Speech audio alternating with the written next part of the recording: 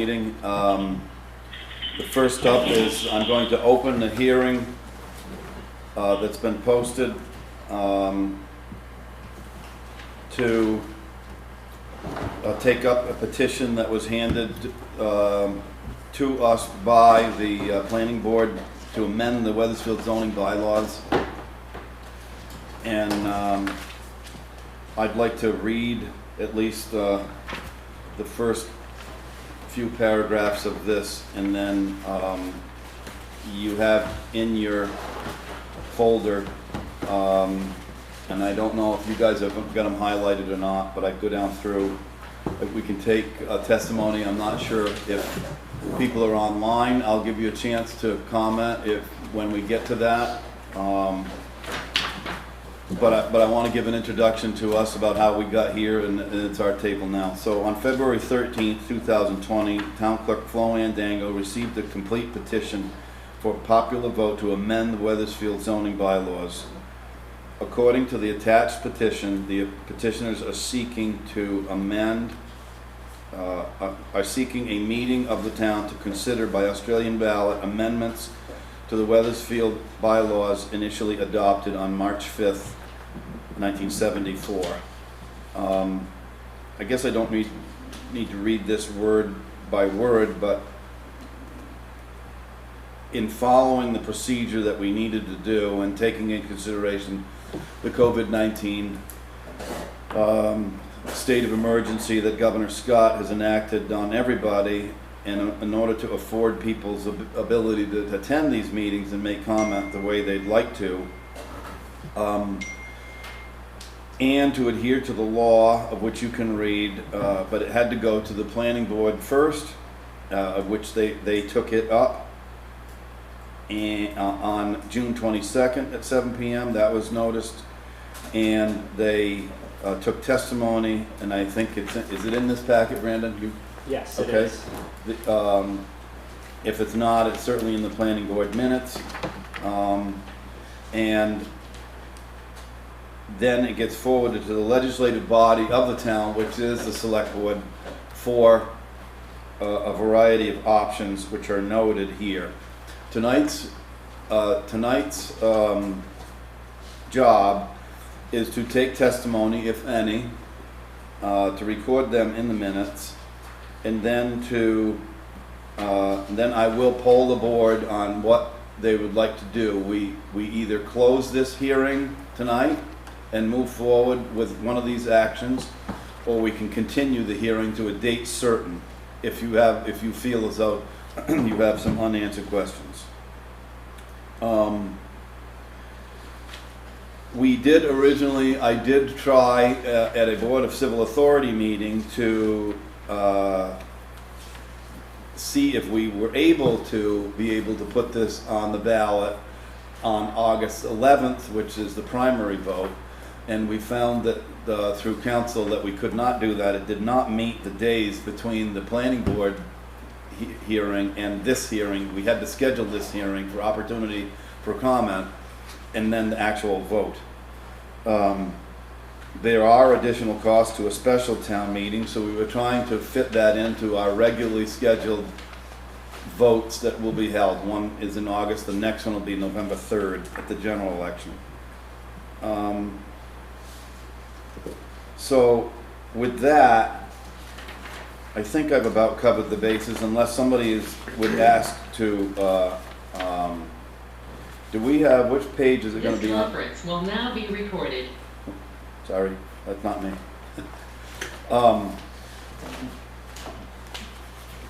Part of these pages, I see the warning, but I would like, here it is right here. Maybe not. I'm rifling through here, Brandon, okay, here we go. No, I don't have a copy. Do you have one for me that I can actually read the petition? The warning or the petition? No, the petition itself. Yeah, it's in here. It's in the back. Okay. Yeah, but that one doesn't say the actual. Yeah, right there. Okay, that's all of. Is that the? That's okay. This is the actual. Okay. I want to read this into the record. It was received on February 13th. We, the undersigned registered voters of the town of Weathersfield, Vermont, hereby petition for a meeting of the town to consider by Australian ballot the following amendments to the Weathersfield zoning bylaws initially adopted March 5th, 1974. The following shall be added to section 4.2.6. Under 4.2.6, processing of firewood. No provision of these bylaws shall have the effect of regulating the processing of firewood as defined in section 8 in any district, provided that the processing takes place on parcels of 25 acres or more.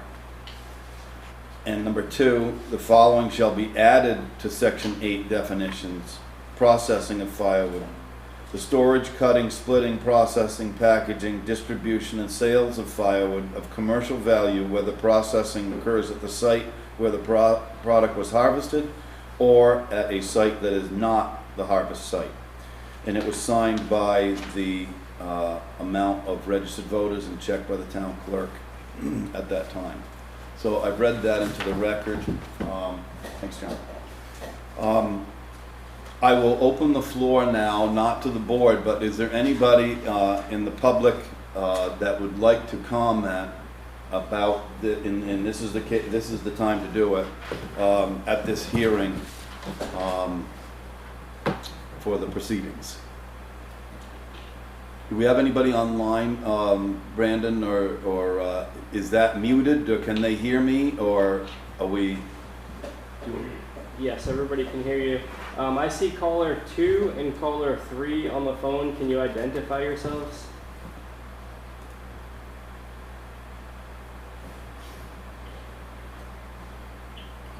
My name is Brendan Valley. I don't know what number caller I am, and I'm not calling in about this agenda matter. Okay, thanks.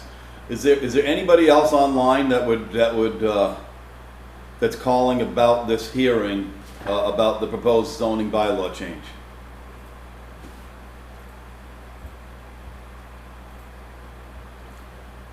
Hearing none.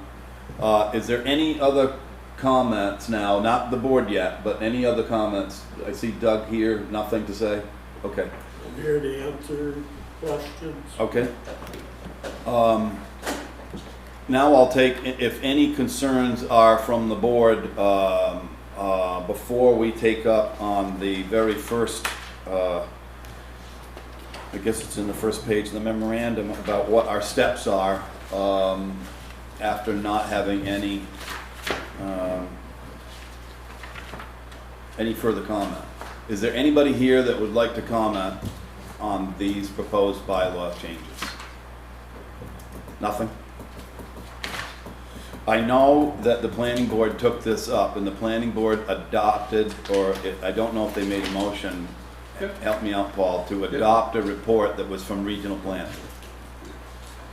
It wasn't all from regional, it wasn't from regional, it was from, we come up with, there's a, in the bylaw of the state, there's a set questionnaire that has to be filled out for this kind of thing, and the zoning administrator had filled that out from the town, and then the board voted on that, which is, it should be in the packet that got sent to the select board here. But was there a review of this, of a zoning bylaw change done by regional planning? Jason Rasmussen? I don't think they have to do anything with that. They didn't do one it's in the minutes in here that you guys kind of looked at in the hearing? No, it's Chris with our stuff, that looks through the bylaws and based on what. Chris wasn't here yet for this. Oh, was it Jason that did that? Oh, I'm sorry. So it wasn't Jason Rasmussen representing regional planning. If that was the case, it was Jason Rasmussen that the town had hired to do the interim zoning administration work. Does that make sense? And that was a report that was issued. Yep. To try to fit this to the town plan. Well, to answer the set questions that the state already puts in there that asks, has you I mean, it should be in here if you wanted to read it. Yeah, no, I just wanna wind Yeah, all this yeah, up, but I absolutely. wanna kind of recap what the planning board did, because that, it goes to there, and then it comes to us for consideration. Yeah, the planning board is more of a formality on that because it comes here after. I mean, as far as it goes through the process, there's no change that we can make to the petition or anything like that except for grammatical errors. Yes. And have an open hearing. We did hear testimony from both sides, recorded, that is recorded in the minutes. You know, like I said, we sent to you exactly what the petition was, and then, but with a recommendation from the town zoning administrator based on the questions that are in the state statute to ask. And there's 4 or 5 specific ones, so.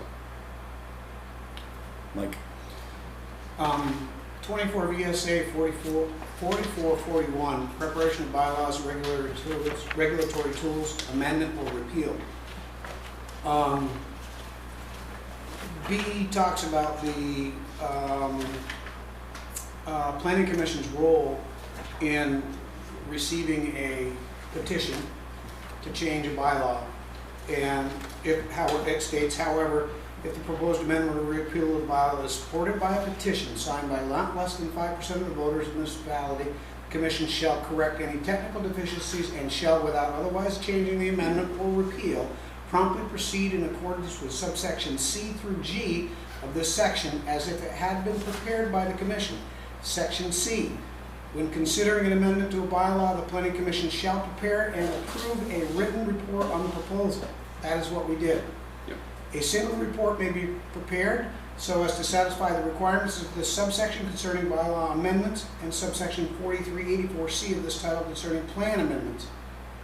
The Department of Housing and Community Development should provide all municipalities with a form for this report. The report shall provide a brief explanation of the proposed bylaw, amendment, or repeal, and shall include a statement of purpose as required for notice under section 4444 of this title, and shall include findings regarding how the proposal 1. Conforms with or furthers the goals and policies contained in the municipal plan, including the effect of the proposal on the availability of safe and affordable housing. 2. Is compatible with the proposed future land uses and densities of the municipal plan. 3. Carries out as applicable any specific proposals for any planned community facilities. I'm not going to read on from that point because that addresses what your question is, which is, did the Planning Commission do their report? Yes, we did. Yeah, and this is the report that's in your packet. Yes. If you want to read that, based on that. Thank you. I don't think so, but here's where I want to be with this. There's going to be a number of, if we get to the point where I think we may get to, there's a monumental amount of absentee ballots that are being mailed out. And to think that somebody down the road can attend a meeting perhaps and then learn about whether they want to do this or not before they get their ballot is probably mistaken. Because I think Floan's going to have them out to print. I think they're probably going to, I don't even know the timetable of what they're doing yet, but obviously the primary's already come and gone. But I'm talking about if potentially we get to the November 3rd one. So it's very important, I think, to identify what this may mean to zoning in the town with those people that have been involved in the planning board and here at our board.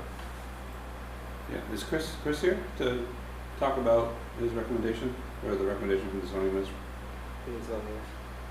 He's not. So do you know what I mean? Because I think the ballots are going to go out in another month or so for the general, and we're not going to have any meetings, and we may have we may have an informational meeting, but it's going to be too late to all. I think you have to. No. So what? Prior to the ballots going out. My question to you is, you want something to go out with the town's position, No. or something to go out with the planning commission's position? No. Okay. The ballot, yes or no? Yeah. Well, yes, no, but people need to understand what they're voting on. It is going to be a yes or no question. Right, Will you approve this or not? Right. Did they learn enough about this change in the zoning bylaws to say yes or not? That's where I'm going.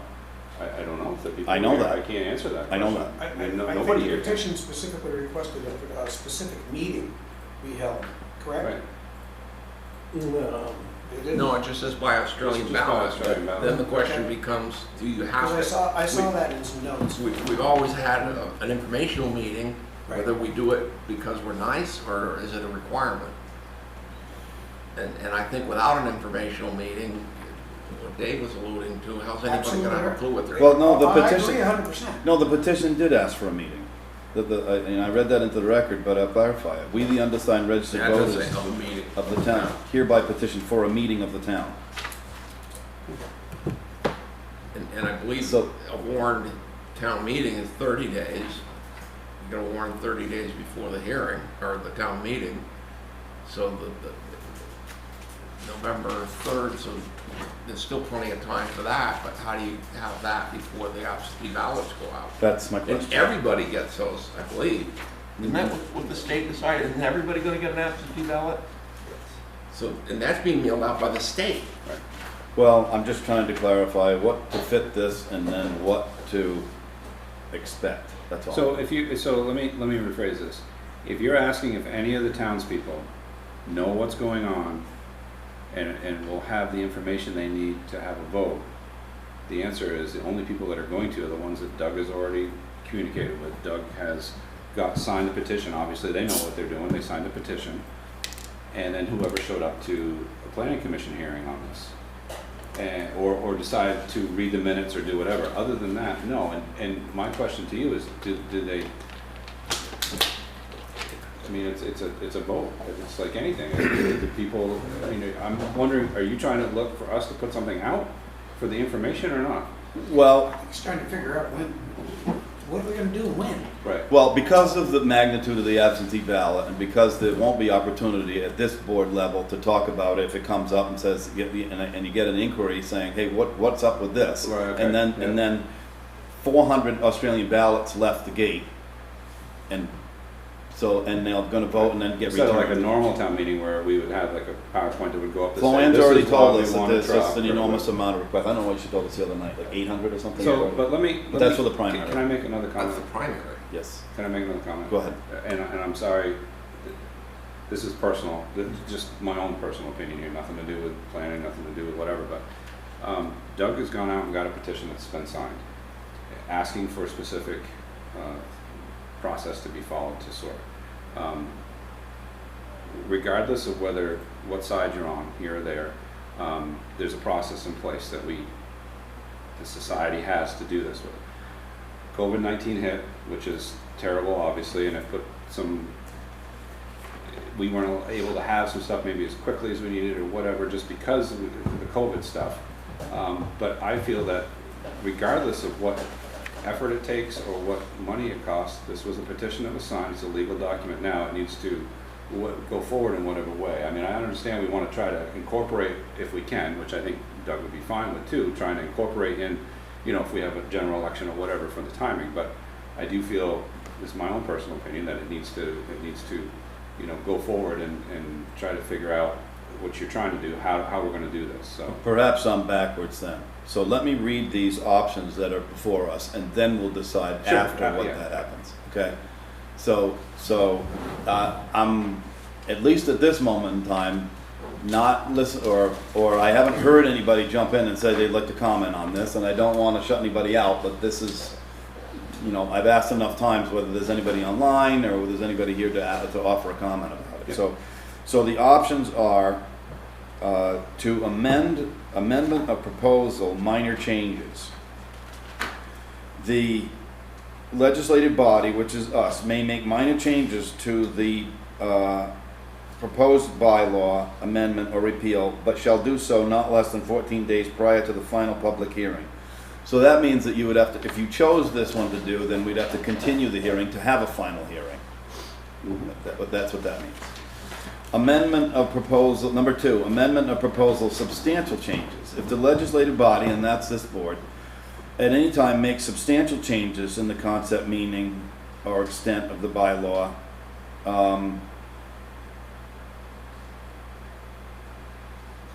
it shall warrant a new public hearing or hearings of subsection A. I do believe that though this one kind of is not for us to listen to, because this came to us by way of petition of 5% of the voters. So this is assuming that perhaps the planning board gave it to us. Right. Number 3, routine adoption. A bylaw amendment or bylaw repeal shall be adopted by the majority of the members of the legislative body, which is us, at a meeting that is held after the final public hearing and shall be effective 21 days after the adoption of the body. I believe that that gives this body the ability to adopt this zoning bylaw. Nope. You don't think so? Nope. Because of the petition order. Okay. And when you get over to statutory requirements, they're specific for the planning commission. And I read that already, and they're specific for the legislative body. And section C2, however,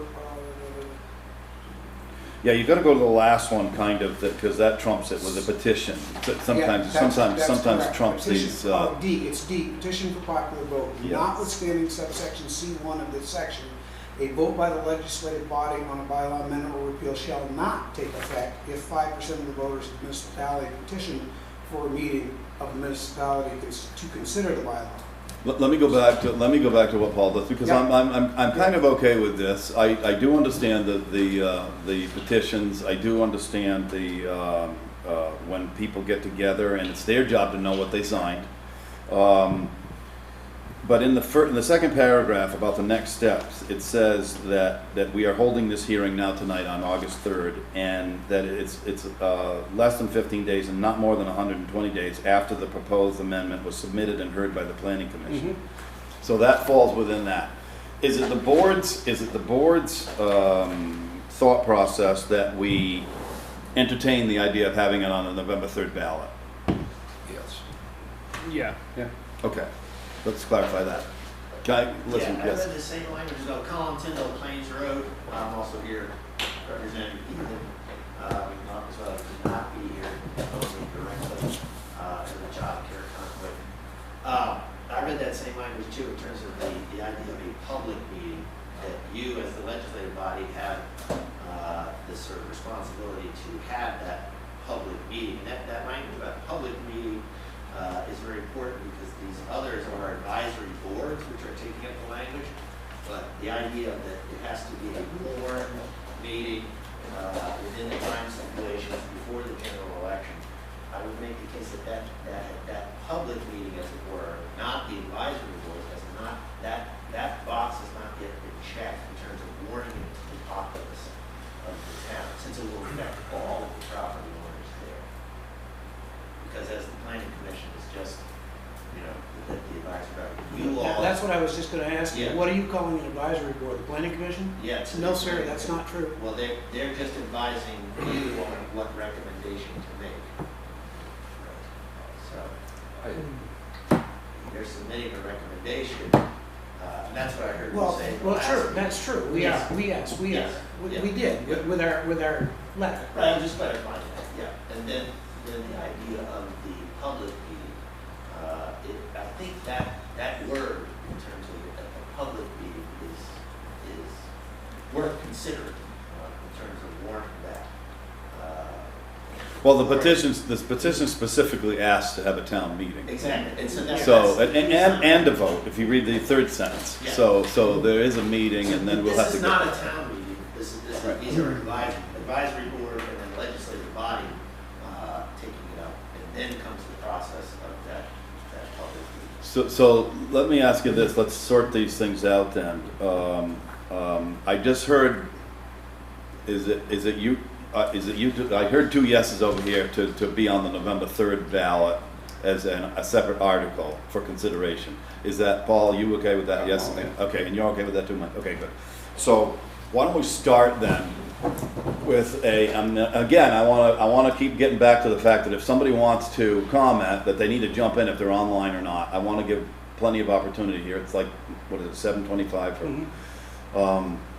None? They can speak if they want to? They're not muted? They are Okay. not muted. Just want to cover all the technology. It looks like somebody's muted, Darlene and Keith. Well, yeah, but they mute themselves. Yeah. Yeah, They okay. muted themselves. Okay, then why don't one board member make a motion then to place on the ballot the proposed zoning bylaw amendment change for November 3rd, 2020. And then we'll start and it needs to be, in the motion, it needs to be as written by the petitioners. So moved. Second. Okay, did you get that, Chance? Yes. Okay, the motion's been made and seconded to approve the petition that's been served to us for the proposed zoning bylaw changes as written on the petition to be taken up by the voters on November 3rd, 2020. I'd be careful with the language approve, I would say to accept. To be put on the, to be placed on the ballot. Yeah. For but consideration. The record is you're approving it, people might misconstrue that you're approving the measure as Yeah. submitted. They are approving it to go to a town vote. No, yeah, approving it to go to a town vote, but they're not approving the amendment, so Can you we have to hear- be can careful we with hear the a language. motion? Yeah. Yeah, Chance, could you read that back to us then, please? because Dave's point is great, but some people may just read it. Yeah. So I have, motion was made to place on the ballot proposed amended as written by petitioner for the November 3rd town meeting, the amended bylaw changes as written by petitioner for 11/3/20 town meeting. I didn't hear the words approve or anything. No, I didn't either. I heard placed on the ballot. That's the motion. Yes. So, No, I just heard it said. The motion, but, go Yeah, ahead. and I'm sorry, I just wanted to clarify on the motion, the way Chauncey read was, the meeting, it's actually the election with this meeting, is that an okay word for The that? town meeting or the town election? Town election. Well, to hold a town meeting, the petition's asking for both. Right, but what you just asked for a motion was to put it on the ballot Yes. for the election. Yes. Not for me. Then, We'll then, talk then about we the need to, meeting get- later. then we need to have a conversation about when a town meeting will be held to try to Right. get ahead of the absentee Yeah, ballots. this motion So is let's just- sort just that to put out, it on just the to ballot. place it on the ballot Yep. for the vote on November Ballot. 3rd. All right. No, yep. Motion's been made and seconded to place on the ballot for November 3rd, for consideration by the voters, the petition As worded. to amend the Weathersfield zoning bylaws as noted in the petition. Yep. Any further discussion? I have a question, Okay, go ahead. just hypothetical, and I could be way off base here, and it might already have been answered. But say we have somebody with a 25-acre lot that's got it in land use, and it's getting a little break on taxes. Once we start cutting firewood off of that, is that gonna go out the window? Because then you're doing commercial work on this property that's supposed to be in land use. Well, let's sort out this vote first, and then Okay. we're gonna take different pictures of what positions might or might not be. So let's, I'm not raising any. is anybody commenting on the, first, hold it, Doug, just a minute. Is anybody commenting, are there any other comments on the motion that's on the floor? The motion that's on the floor is to simply hold a vote to consider this proposed bylaw change on November 3rd, 2020. Because other than that, we're gonna get into positioning about what you wanna talk about for lot sizes and things. No further discussion? Well, I feel like we started in Colleton, the idea that in the language of the petition as well as and from the Vermont state statutes, the idea, and I'm just asking, it sounds like that hasn't been settled yet, whether or not, or you've decided as a legislative body, whether you're beholden to have a public meeting first before we start talking about the various scenarios that were raised by Selectman Jarvis. And then the only other thought I had was about, would we read into the record first that we're gonna have a meeting, and then also secondarily that subsequent to that meeting, we would have a vote by Australian ballot, which is a non-negotiable according to the statutes. That's easily settled, it will be on the ballot. But what it seems like this body is a little reticent to take up is the idea of, are we beholden to have a public meeting first before this vote takes place? No, I think we're all gonna agree to do that. It's just a matter of timing, to ask about like I keep getting back to, Yeah. it's unusual with the absentee ballots. Right. And those are going to have the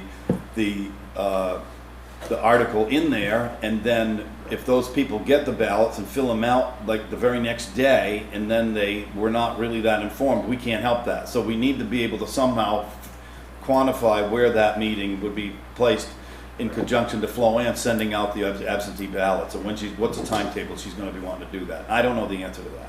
Because I heard you say that, and it is, that is the consideration, because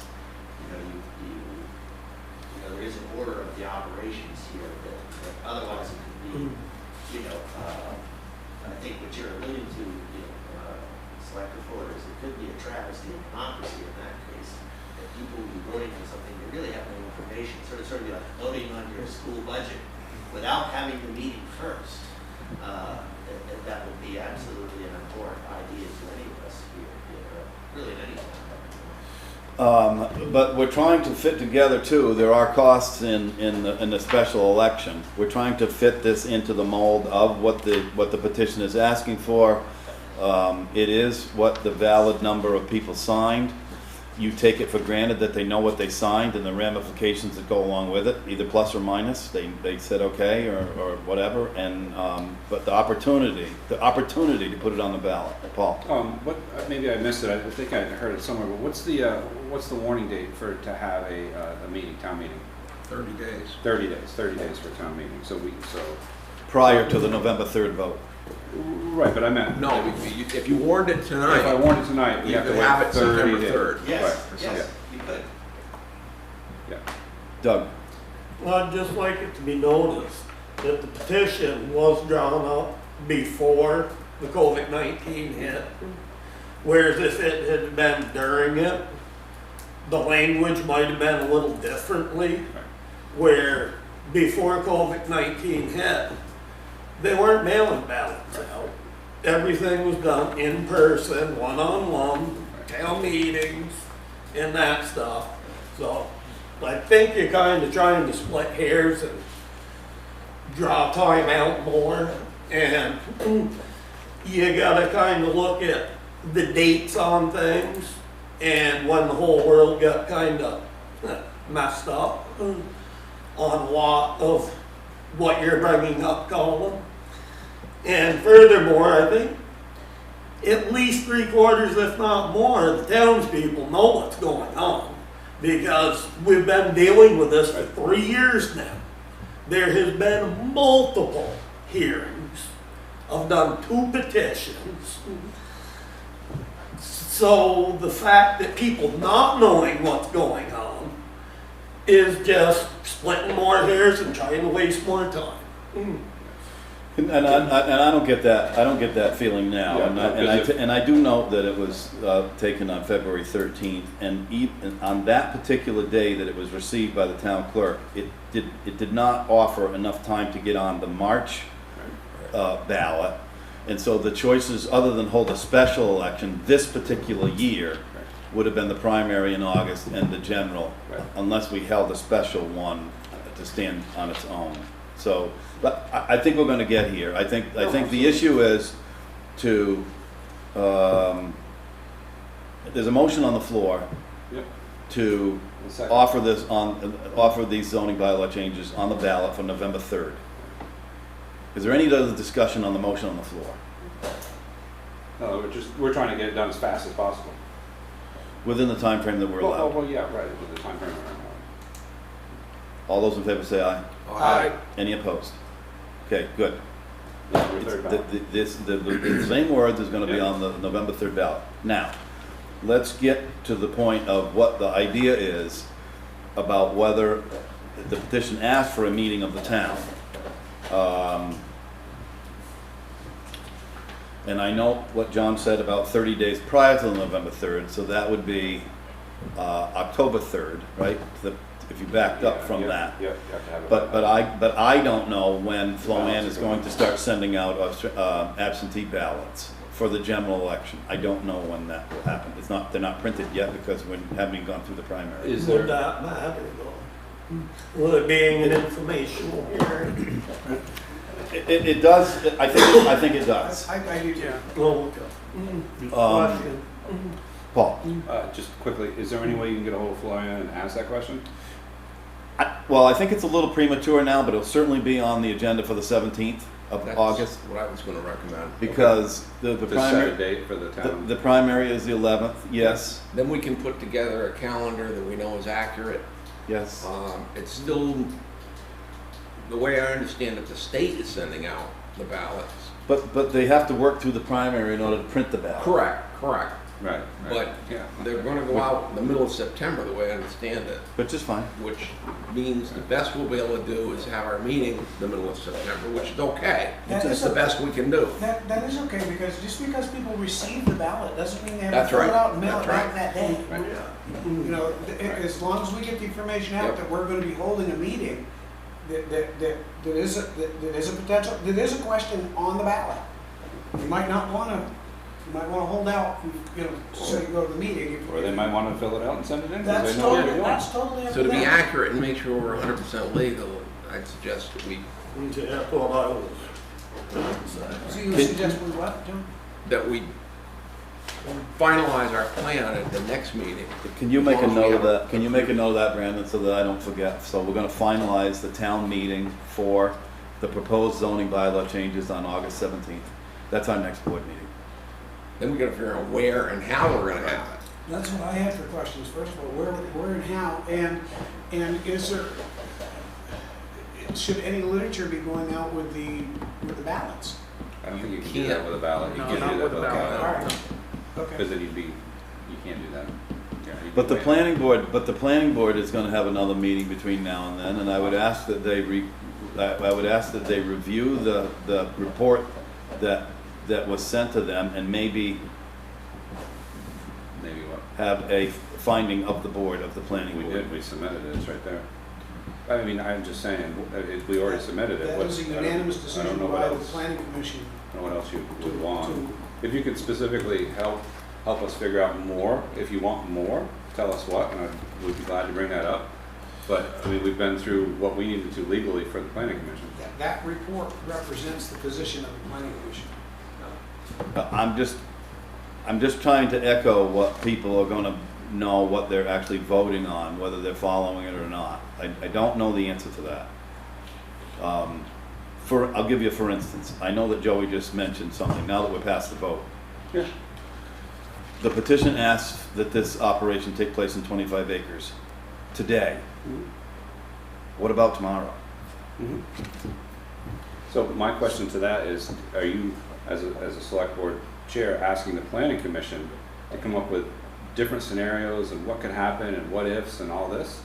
Because I don't.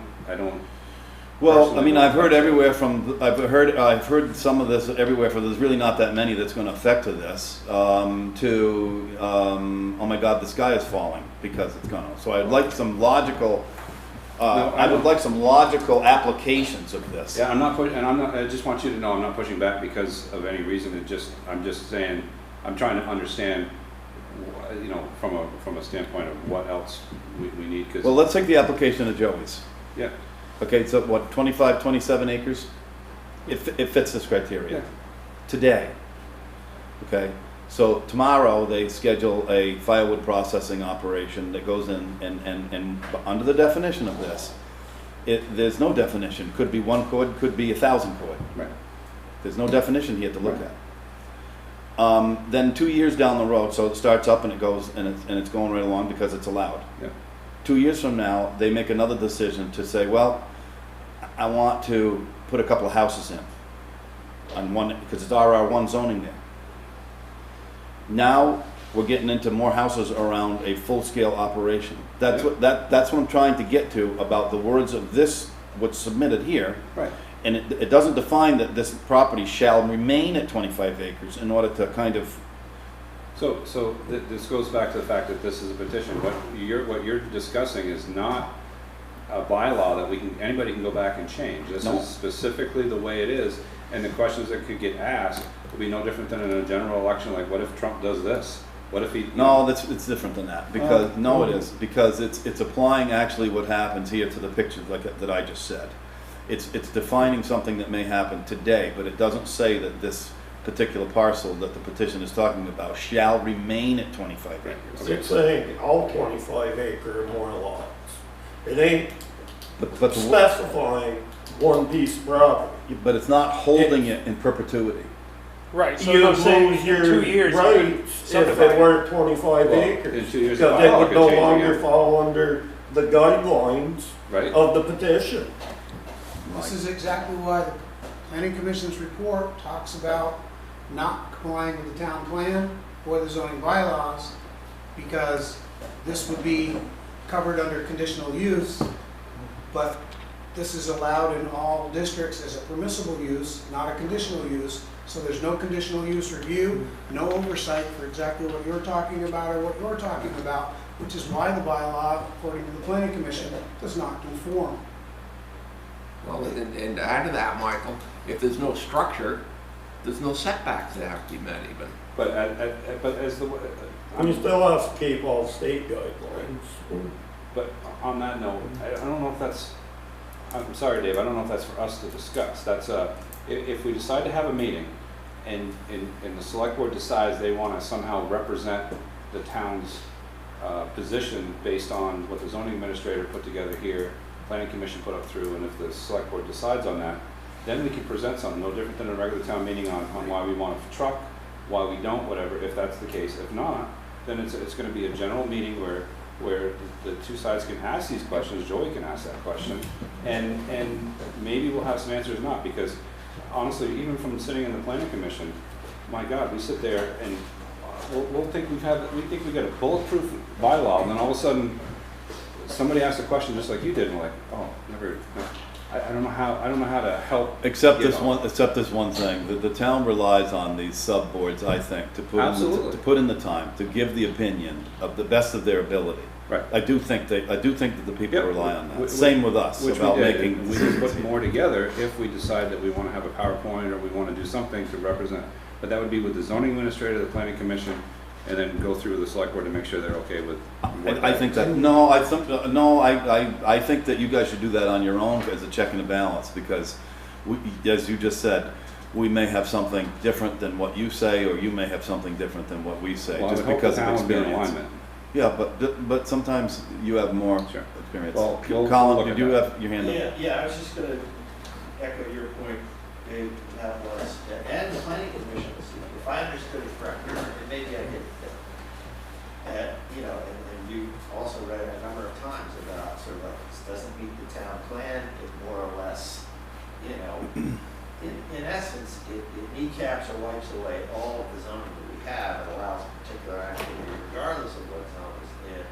There are all kinds of, you know, this sort of vacuums about where this can happen. And then the town advisory committee, the zoning, in essence, to sum it up, said, we don't recommend this. And that's what they're forwarding to the select board.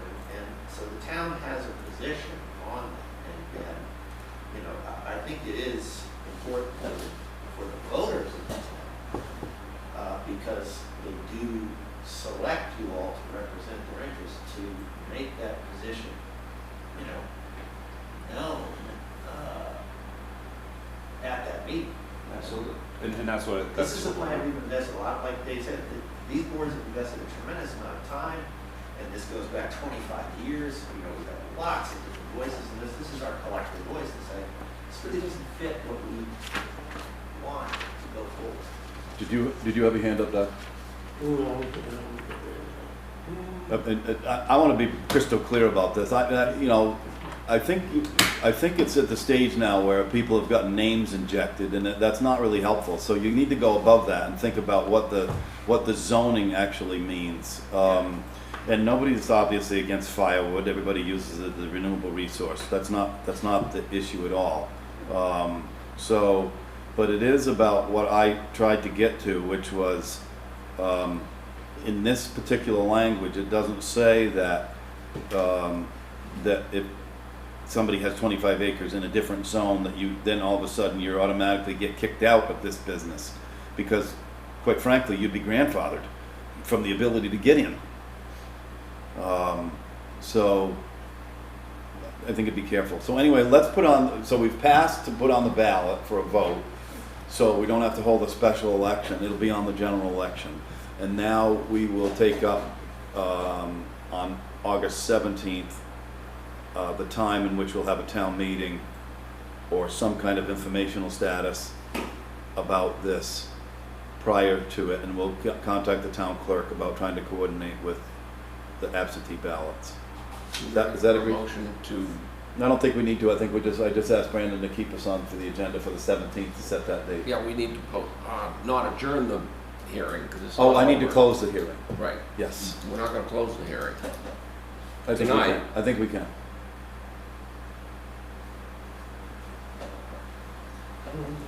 We can, Well, but is it I appropriate? I think there's only, I think there's only one way that we can continue the hearing, and that would be to a date certain, which is August 17th. Right, and that, I'd be Happier satisfied to with do that, that. but on the other hand, everybody's had the opportunity to give their input tonight, and we've heard a few things, but not a lot. Yep. So Yep.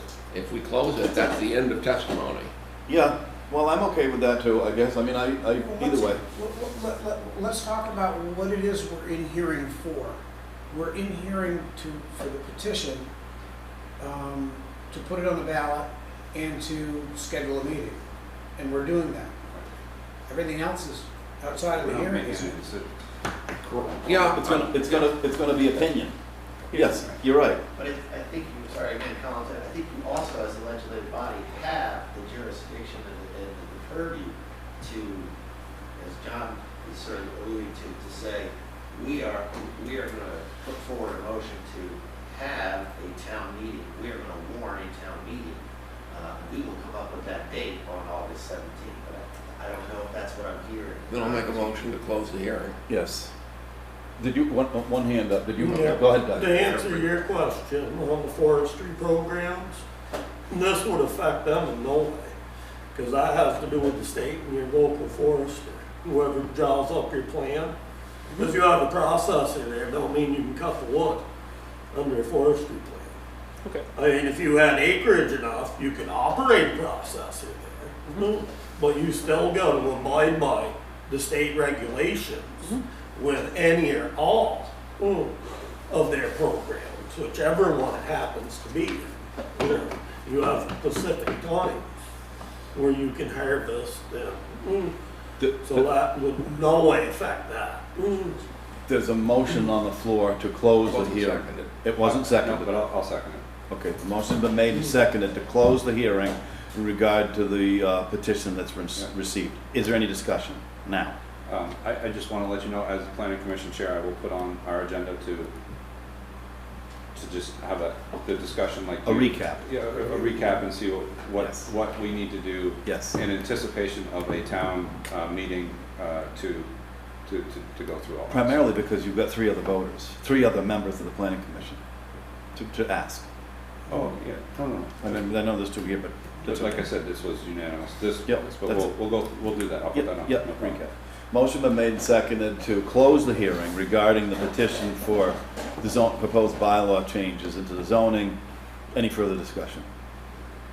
All those in favor say aye. Aye. The hearing is closed. Thank you.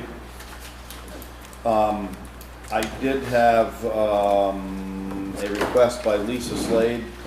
Now we're going to move on with our regular meeting. And she came and would like to, us to hand out this. Can I Yes, just for a second? go ahead. Just to be clear, the motion for the meeting will happen at the next meeting. Okay. Correct? Yeah. Yeah, just point of Yeah. clarification. Yes. When we check with Flo Ann. We've got some checking to do. That's why I want to bring it to right away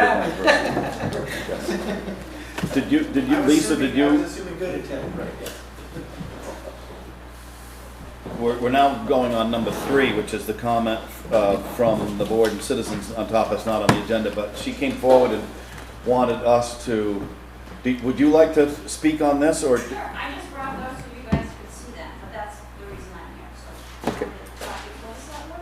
What's that? You want me to talk from citizens before the select board? Yeah, why not? Okay, so I brought those to share, those are flyers that are gonna go up around town, soon, this week. Guys, I got it on Facebook. And, yeah, it will be advertised on social media. So basically, Jeff and I and Jessica, Abigail, I do that all the time. Okay. Abigail, we're in Claremont, a month ago. The Claremont Food Shelf was having a food drive with the Claremont Police Department there, which was, I thought was really a cool thing to have community involvement. So we were talking on our way home about doing that in town, so I asked Chief Daniels, Chief Spalding, Chief Duffin, if they would each just bring one vehicle, piece of apparatus, whatever they want to do. the person in charge of the food shelf at Scott Union Church and the town's food shelf, and talked to Max Frazier to get permission to use his parking lot at Exit 8 Restaurant. So Saturday, August 15th from 8 a.m. to 12 noon, we're going to be there and hope to collect non-perishable donations for the Weathersfield food shelf. So just information only, just wanted to bring the select board in the loop. A post did go on Facebook yesterday by my daughter. That's it. Thank you. Brandon, can you make sure that this gets posted up on the town sites as well? Yes. Okay, so whatever we have for either social media or the town website, or that might be helpful too, so. Maybe a copy of this. It kind of looks like it's nice and colorful. I can email that to you. Thank you. Yes, thank you. I'll email it. I got an invite, I'm sorry, I got an invite on Facebook, so. Lisa, just a suggestion to encourage cash donations too, because Vermont Food Bank can turn $1 into 3 or 4 pretty easily. So a lot of times money helps. Perfect. And when you're done, I just have one more question. Okay, So, on another note, as most people know, Jeff and I do the flags along Route 5 and 106. And we've come before the select board in the past to ask for a donation from the bottle redemption money from the recycling, what do you call that place over there? Solid waste, thank you. So I still probably don't, I didn't want to say that. From the solid waste facility. So I was wondering if you're still giving donations like that. Our fund that we had established has been closed due to accounting reasons. So a little bit of history. We used to just take donations, all donations. We put it in a flag fund. We purchased the flags ourselves with our own funds, and then we submitted for reimbursement. And we've done that. It's on our 6th year right now. So last year the decision was made to close that fund, which was okay. So we drained it. We ordered what we could and we drained that fund. So we're starting from scratch. We've actually got a donation already just from a citizen that called me, and we've got another lady who's ready to donate when we need to place another order. So we're going to need to place another order for next season. These flags hopefully will make it through fall, and we have a few extras so if we do get a storm like they're predicting this week and we lose a few. We lost 9 in the storm earlier this summer. So I want to come before the select board and ask for a donation out of that fund if that's still possible. In writing. Right. We have a form, I believe, Lisa. Yeah, okay, so I can see if there's a form. I just didn't know if that has been dissolved and it wasn't even possible anymore. we haven't taken that up in a little while, only because, Nobody's asked. well, and then we've got like all these other things that have been popping up. But I'm sure that you can look into that. I'm a little more, I saw you wince a little when Lisa just said the fund has been closed. And I put my hand to my head because another one of these, I'm not sure where that came from, closure of fund things.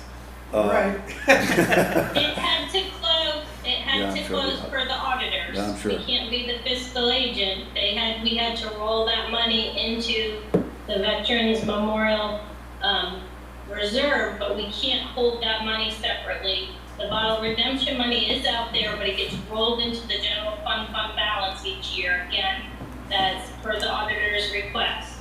I'm gonna start requesting in writing some of these rules and languages and statutes and stuff that the auditors keep saying we have to follow in how we run our town and how we set up our finances. I'm gonna wanna see this stuff. I wanna see it in writing. Brent came and presented it that evening when he asked how you wanted to handle those funds, that we could have an adverse opinion on the audit, or we could adhere to the gas rule. Let's stop right now because we're going to have a conversation about auditors at a later date, whether or not we're going to have our auditor friends. To answer your question, yes, Lisa, we're going to find out what there is for funds, and we'll get to the bottom of whatever there is for. And I want to thank you on behalf of the town for doing what you do. Yes. Thank you. Thank you very much. So my next question would be though, if there's not a fund available, we know a lot of people in town. The lady that gave a nice donation month ago, wrote a check out to Jeff and I, we cashed it, we have the cash. Not quite sure the town of Weathersfield is gonna put that much trust in us as individuals, but, I mean, most people that donate know Jeff and I well enough, so they make the check out to us and we keep track of it ourselves, so I don't know if you donate X amount of dollars from that bottle redemption fund, where you're gonna put that money in order for us to place an order in the fall and submit for reimbursement. Let's find out how much is in there, and then we can move on from that. It's kind of like the unknown right at this moment, Paul. So Yeah. just something to keep in mind. The other thing on that, why can't we just buy them ourselves and then donate the flags?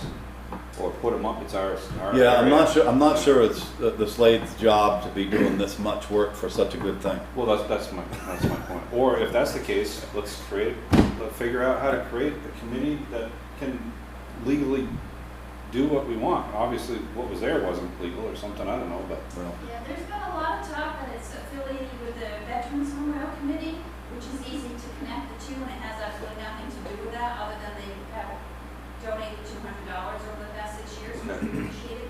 But this is an idea that I had myself from my aunt asking me to do this, and that's how it started. I mean, it was $2,400 in donations to get started, by me making phone calls and writing letters, and people have asked, why doesn't the town pay for it? I'm like, I don't really want to get the taxpayers involved right now. We don't have to. The taxpayers have enough on their plate, so we're good working with donations, but we need some support from the town as far as the fund to submit a reimbursement invoice to. Lisa, do you know how much you would need, like, on a year-to-year basis to stay operating, roughly? You know, I'd have to check. The last order we did was, memory was just about $1,000, and that It's one part of tire. it was to close out the fund.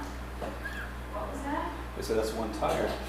That's one tire. Yeah, we know how to solicit money, don't we? So the complete setup for a pole, generally speaking, the complete setup for a pole is about $50.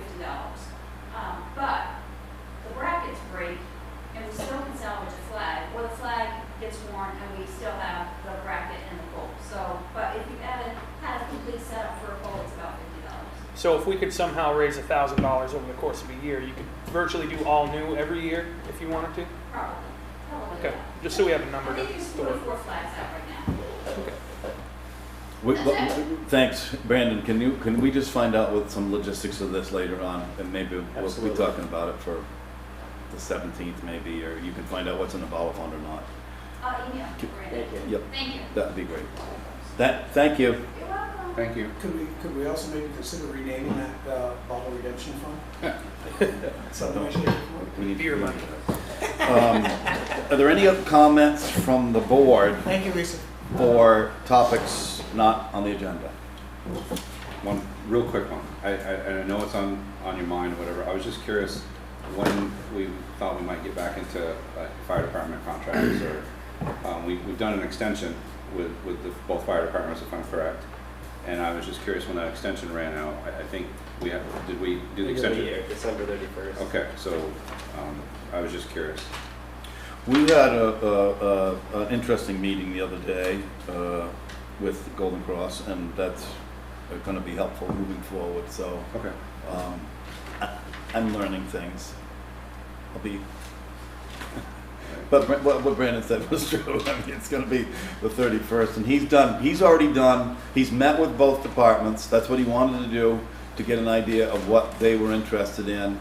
And now he's going to be ready to take a few things off our plate as we move into the late summer and fall. Okay. That's just one on the list, right? Yep. Yeah. Yeah. I'm ready. Okay. Good. Yes. I Not on the agenda. Well, I don't believe it is. And it's not our minutes from this, but it's back into the hearing that we just got done doing from the Planning Commission on page 1 of 10. For the hearing, my name is not included in Planning Commission members present. Uh-oh. I'm quoted in the text. So I'm in there. I don't know how that got missed. I think we need to start talking sometime. Very important, my name is up there. Oh, yeah. I need a star or two. Show us a number where you were at. At least you won't get blamed for All right, something. In bold with a gold star next to it. Are there any other board comments on topics not on the agenda? No. Okay. Brandon, do you have anything? Not on the agenda? I do. I just want to make an announcement. Beginning on August 10th of Monday, August 10th, Martin Memorial Hall will be open Monday through Friday. I just wanted to let everybody know I'll be sending something out officially, but I think that it's time to move to a 5-day week for the residents of this town. And the hours are gonna be, I'll release the hours to everybody sometime this week. We're still kind of going back and forth on the hours. okay, More than likely by tomorrow. okay. Brandon spoke with me about this, and he said that for him, 3 days off is too much, that he gets bogged down on Monday. And I know from other conversations that he's had to put time in beyond Thursday to get prepared for Monday or Tuesday. So that's the reason that he gave me. I think that people in town want consistency of hours, and he and I have talked about this, so that you know when something is available. So it's been long talked about in the whole, for me, for a few years, about all the pros and cons to 4 days, 5 days, or whatever, how many days anybody puts in, and when somebody's here, what they're looking for. So I left it up to him. He's the manager. He's got to do what he's got to do, and it's part of management. Yes. Is this only the office, or is this all town staff? We're starting here at Martin Memorial Hall. We'll have more conversations in the future regarding other departments, but does anybody have any comments on times that the Martin Memorial Hall should be open and be? My only recommendation would be to have one day that's kind of offset. Yep. At least, just because, you know, some of us that work, let's say, Lebanon or whatever, and they don't get out till 4:35, and they want to come in and get an application in or something. At least one Either have it taxes. shifted. Or Is there a way to gauge when the most activity in the office is regarding residents? Yes, of course. Okay, so I don't think it's at 7:30 in the morning, right? Yeah. I think it's probably, if anybody is like lawyers or whatever for a title search, it's going to be after 9 and probably before 5 or maybe a little bit 5:30 or whatever. But it's not going to be at 7:30 or 8 in the morning. I'm talking only about residents. So if you're serving the residents, what is the time when the most, does Floanne have a check-in thing about time when you, or do people fill that out or not? Yes, we Okay. have been keeping a record of everybody that's been coming in and out. Okay, good. So it'll be easy to look back and see. It'll give you a general ballpark. Yep. About activity. Yep. Okay, any other comments? No, you're okay? You're done? Brandon? Yes, I'm done. Okay. For now. Number 4, review the minutes of July 20th, 2020. Need a motion. Make a motion to approve the minutes of, what is it, July 20th. July 27/20? Any corrections? Second. Motion been made and seconded to approve the minutes of July 20th, 2020. Any discussion? wait for him to find something. Hmm. He's good. All those in favor say aye. Aye. Any opposed? Thank you.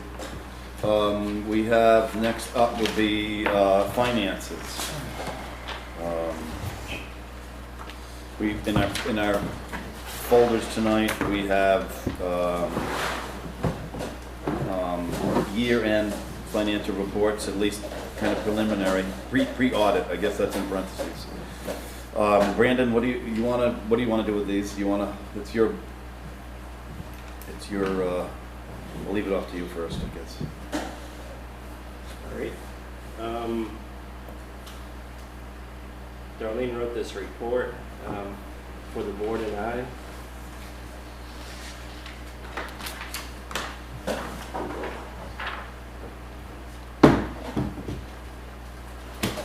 informational. Yeah. It's, I don't know what we're gonna do with it. Has everybody had a chance to look at it? I mean, I only see, like, when I joked with Brandon online, I don't know whether you guys had it happen to your computer or not, but mine had, it was such small print. Did it print small on your computers or not? No. I mean, it was like, mine did. Your Joey, yeah? Yeah. I mean, and so my wife showed me how to expand that, which I've never had to do before because it usually came where you could read it, but this thing was like, I'm talking like, you could, Oh, you just just- like hair. Yeah. Just I was, scroll the slider over. Yeah, but it didn't. I was telling him because didn't what work. we did was we print, inside the PDF, I included Norwich Solar's site plans. Right, which shrunk And everything they out. were vertical, so it shrunk everything else, so you had to The zoom spreadsheet in. was bad. That makes sense. And that went like oversized, the diagram of the solar, because that was like, it was like great big like dinosaur blocks. So, is everybody, I know it's already like 10 after 8 and we've got to talk about taxes and everything. Is everybody had a chance to read this? I mean, kind of the important thing here to look at is, there are three things, and it's on page 2. There'll be a $62,000 surplus before the audit, and adjustments may be made in the general fund. The highway fund, $93,000. Again, same thing with pre-audit, although that's probably more stable a number than the general fund, I would think. And the solid waste is in a deficit. And my reaction of $5,600, and my reaction to that is, I think that's almost better than what we were anticipating. Yeah. Yeah. So something is working to the benefit of doing that, and so that's a fund in and of itself. Yep. And I think we eliminated the C and D. I don't know where that makeup thing is happening. So, I mean, contractors. Yep. Yeah, well, a couple months, don't you think? Would that have? Yep. So. How's that working? I know we're budget, but We're getting way down on this. We're getting a lot less CD. That's leaving. We're not doing 2 containers a week. and I mean, for the guys over there, easier arguments, issues, anything like that, everything okay? Not that we're, Good. So it's worked a little better just to have residents and not contractors. Yes. not having big truckloads is very easy. Yes. Very time-consuming. We're gonna take this up in a more, on the 17th. If there's one thing I've learned in the town, it's to look at these numbers and then try to have a little bit of a time to figure out what you want to do as a board with this, rather than say, okay, tonight you got to decide, do it now or else. It's just like it's too confusing. So we are going to put this on the agenda for the 17th to talk about. And I know that there's a plan already in place to try to fix the solid waste and to disclose to the other two towns as well, a full disclosure about what's going on. Any questions about this at this moment, about the year-end figures? Thanks for putting it I together. got a question for Darlene. You still there? Yep, I'm here. Our friends, the auditors, when will they be looking to get started? So we, in other words, when do we need to make a decision what to do with the surpluses? We cannot go past the 17th. We have to. I need to get them out of trial balance by the 18th at the latest. Okay. They're probably wanting it before then, but I think we could get it out probably the morning of the 18th after I make the entries with Steve on what you decide on transfers. But they're coming the following week, so they're gonna want it no later than that day. Okay, thank you. And that, the transfer she's talking about, those are the surpluses that we're looking at? Right. Yes. Okay. It's 155,000. Otherwise, they get rolled into the fund balance, and then you'd have the deficit spend next year to spend it down. I love that So- term. You have to look at it. No, I don't want to go down this road. Okay, I don't, because it's really. So we just need to make those decisions and make those entries before they come, on the general fund and highway. And then, they're going to I want some detail about, solid waste. I think we have some of that. They're gonna question, probably several of the line items that are overspent in the general fund. So we can deal with that when they come, but we need to, make a decision what you're gonna do with that surplus. The admin, or the general fund, I think you're gonna have, some adjustments for uncollected taxes. I think that's gonna be where the adjustment's gonna come. I think that, they're gonna increase the allowance for the habits because we haven't finalized that, so that will come out of the tax revenue line and move to the allowance. So that I think is the biggest entry that will be made to the general fund. I think highway's pretty solid at what you're seeing. There was a spending freeze, so, and Ray wasn't able to do some of his projects because of COVID, so. So I think highway is really just about what it's at. It's the general fund that will change. Any other questions? I think we have an unresolved question in regard to the auditors. I'm under no pressure to make these decisions regardless of what the auditors say. That's my statement for the auditors. We hire the auditors to go over our books. We don't hire the auditors to tell us what to do and when to do it. Okay, let's move on to discussion about delinquent taxes. Brandon asked me, as the tax collector, that there's a significant number of delinquencies. I asked him if he could provide us a breakdown of what that meant and when they occurred. And as you can see in your packet, there are a number that have happened just this past year in 2019 and 20. And it has grown with the quarters. In contrast to that, prior to 2019, 2020, there are 24, if you read the bottom graph, there are 24 agreements that are drafted to pay the town, and 5 defaults on those agreements.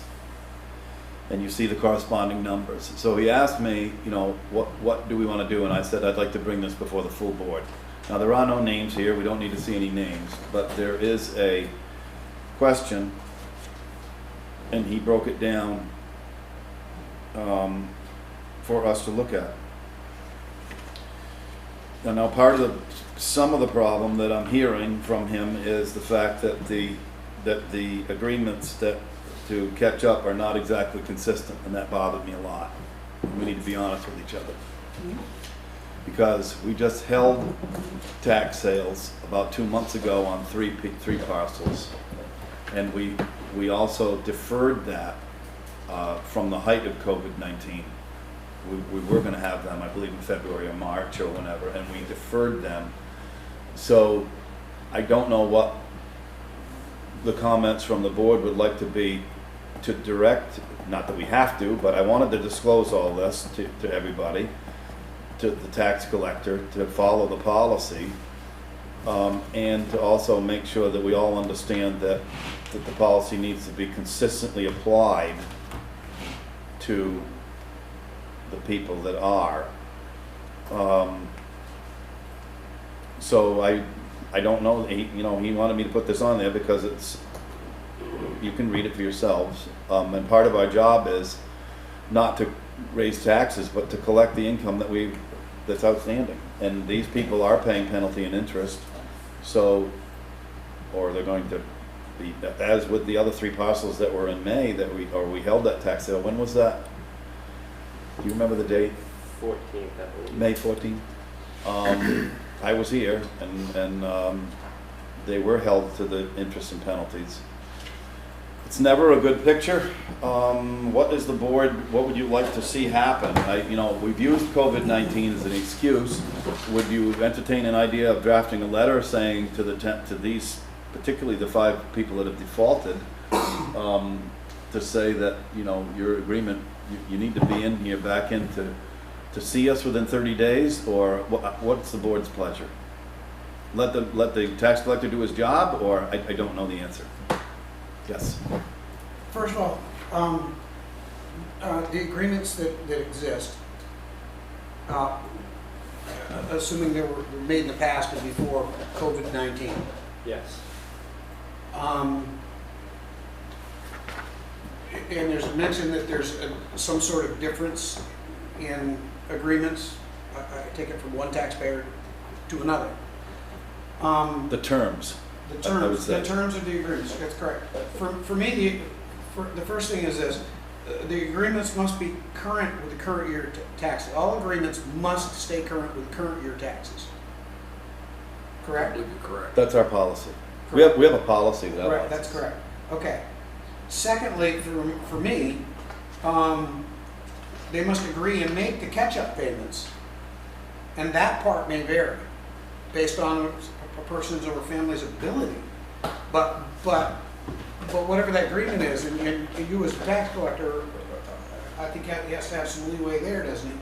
Does that exist in the policy? Well, and I don't know the answer to that. We'd have to pull up the policy to read it, but I believe there needs to be some consistency to apply to each. I get where you're going about the dollar amount, but you'd think that if the person or persons own the property that they own, that they need to also weigh the fact about maybe they shouldn't own as much, or some other consideration about that. That conversation we had, but also I think like a maximum term, which applies across the board to all. It's like one person can have 1 year and one has 5. There has to be a limit on what that term is. I hear you. I don't know what the policy says. I believe they have to sign an agreement with the tax collector and stay current. Now, back to my first statement about the agreements made prior to COVID. Anybody that's in default prior to COVID, I would say those agreements are null and void, and you get to start over on those agreements from scratch. That's only 5 out of, I think, 15 from what I see here, correct? Oh, 5 out of 24. Yeah. Yes. So you take the Yes, left column, yes, you add yeah, up. Yeah. Yes. I got you. Yeah, 5 out of 24. But for me, those would just, you can just say, those don't exist anymore, we're gonna start from scratch. And that way you can rein in those terms, at least with those. Well, it's a note. But I don't know about reining the terms. I think it's a notice of default on the prior agreement. Yeah. It's not a matter of saying you get another bite at the apple. You had that. No, I'm still wrestling with the idea that we've had a tax I got sale, you. and we just had 3 of them. I hear what you're saying. Without having the numbers in front of me and knowing what it is we're actually talking about. I don't think we should. I think that that's left up to the tax collector to do. Exactly, and I agree with, that's exactly where I was going. That's his job, too. But we need to, I don't want to be looking backwards at the agreements that may be not consistent from one to another. I think going forward, we need to be 100%. Yes. But they need to be, if there's a default on those prior agreements, then they need to, I guess then you need to ring the bell on that. I agree with Michael that all bets are off. I mean, Yeah. basically, Yeah. you say you're in default, you owe this. Yeah, this is the Or you're going remedy. for tax sale. This is the remedy, Yeah. yes. And I don't know any other way out of that other than Neither do that. I. If you keep laying down for people, they're going to keep taking advantage, and Oh, and there should be a clear set. And to be fair, there should be a clear set of guidelines. If X happens, then Well, Z then, has well, to then happen. it's like, why not me?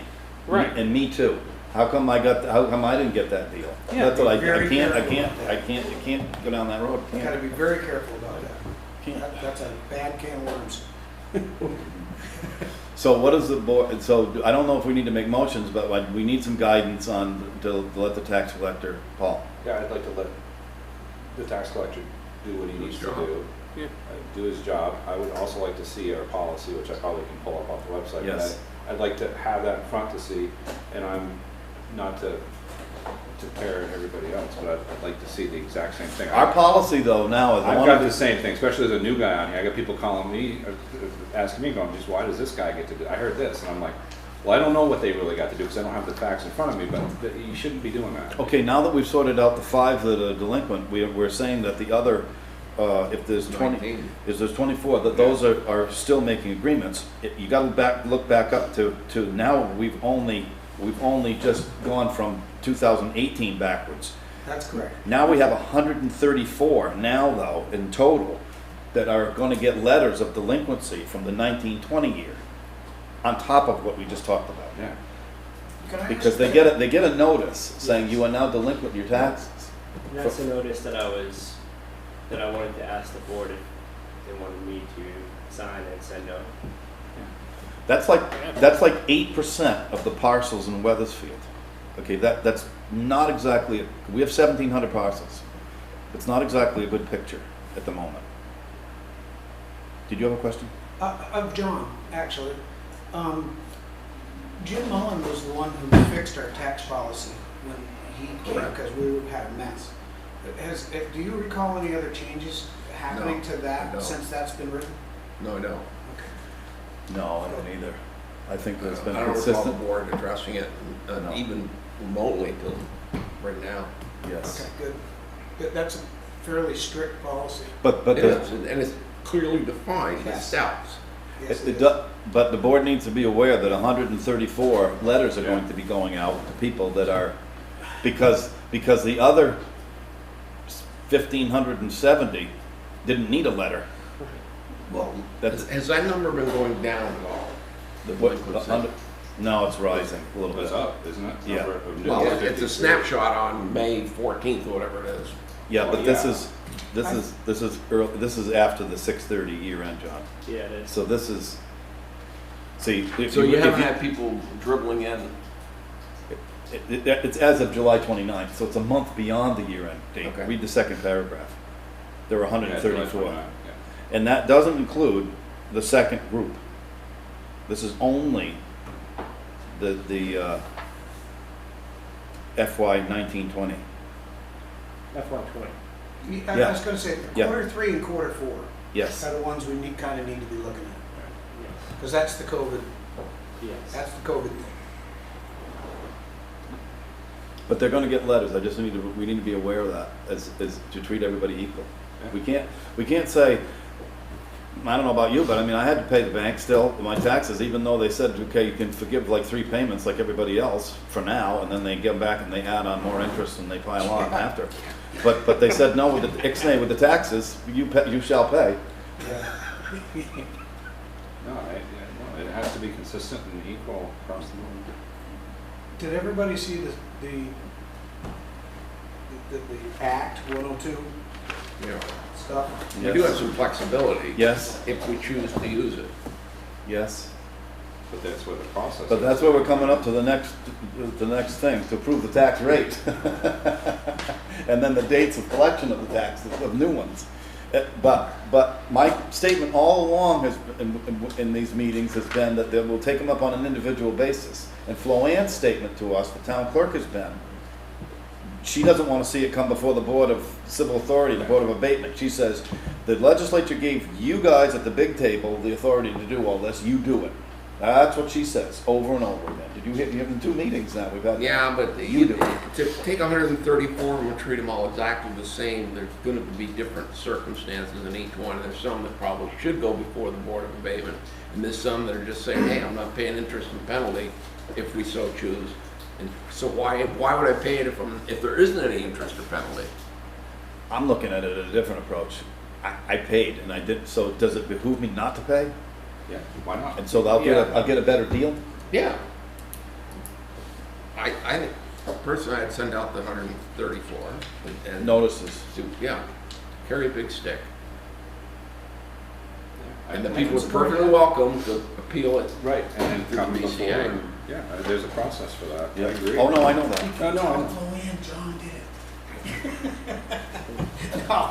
No, I get all these emergency things and lower the tax rate. I'm reading all these, reduce the municipal tax rate, establish a new timeline or method for paying, grace periods. waive all these things and that. I'm just thinking, I do agree with John, I just think you're gonna make all these individual deals, you're never gonna be able to keep track of them, then you're gonna do what you said, hey, John got this and Mike didn't get it. And Talk about division. And as a note to that, as we've all heard too, the state still needs their money. The school tax still gets paid. Oh, yeah. All the stuff still, Yeah. you know, Yes. yeah. Yeah, you're putting it on the back of the people who have paid and kind That's of exactly what's going on. not issuing the. And we're gonna indirectly set the tax rate that's coming up here in another two things, and that's exactly what goes on year after year. Yeah. And it does make up a little bit of difference on the ones that don't for some reason. A penny is $33,000 of operational costs to the town, either in the school or the town. Yeah. So for every 33 that doesn't get paid, just do the math. I've already So turned the page. 134 equals 145,000? Yes. So that is, you take 145 divided by 33, and you've got what? Most 5 cents. Most of your dump truck that we were arguing about, or Yes. Yes. So, and that's on top of the other, you gotta add the money up ahead of that, John, to get whatever you want to recover the total balance. I think, when Brandon first called me about this, I think he ran the number of 290. That's correct. Yep. But that includes the big one at the top, Yes. which is Yes. skewing our numbers. Yes. Yes. Any other discussion about taxes or direction? I think Brandon's gotten a picture. Do you have any? Do you need a motion? No. I just, Do your job. this was an FYI and, Okay. it's a picture. And you know what? I'm sure we're gonna get another picture after people get their tax bills, because I think it's gonna be a little bit of a eye opener. Is- Everybody agrees Yep. with this consensus? Okay, let's go So- on, to number 7, which is to approve the tax rate.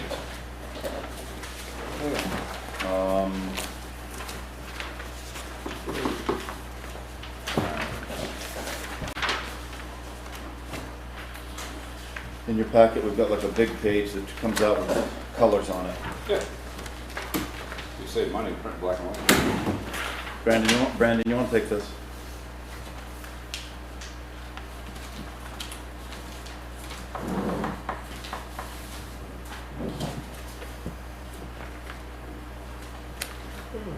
Do you hear He it? didn't mean, Brandon, you want to take this?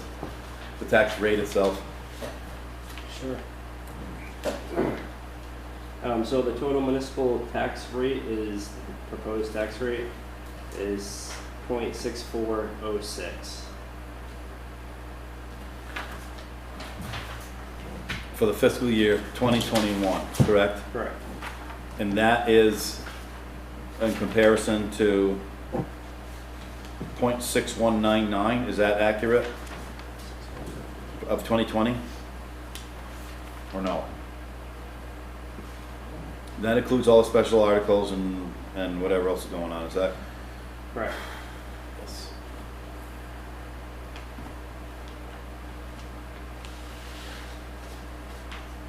Now, if we turn to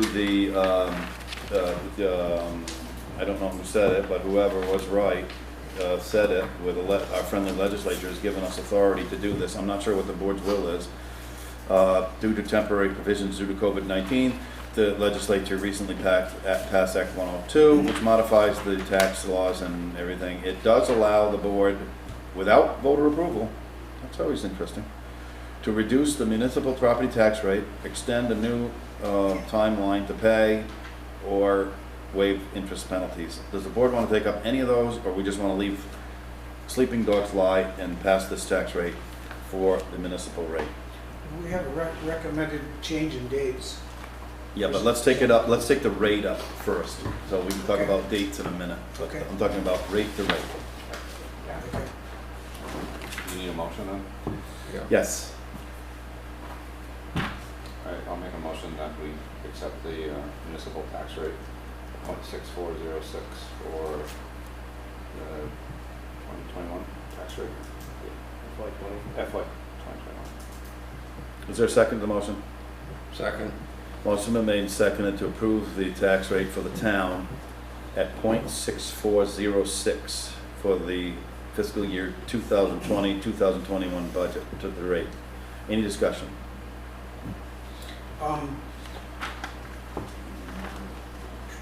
When we finished the tax and it went to town meeting, what was our proposed number? Does anybody remember what that was at the time, off the top of their head? And that number would not have included all of these operations. Because I thought it was down like a cent or 2 cents or something like that. Are you trying to pull that screen up, Brandon, for that question? Yes. Okay. I mean, I'm okay with this. It's 2 cents, and effectively, it's 2 cents on the tax rate. Correct. But that's with all of the articles, Yeah. too. Right. Yes. So, Reserve with everything. The question becomes, and it'll be a philosophical and a fundamental question, and it'll happen in 2 weeks. What to do with the $93,000 highway surplus and $4,000 general fund surplus? correct. That will be the question for me. Correct.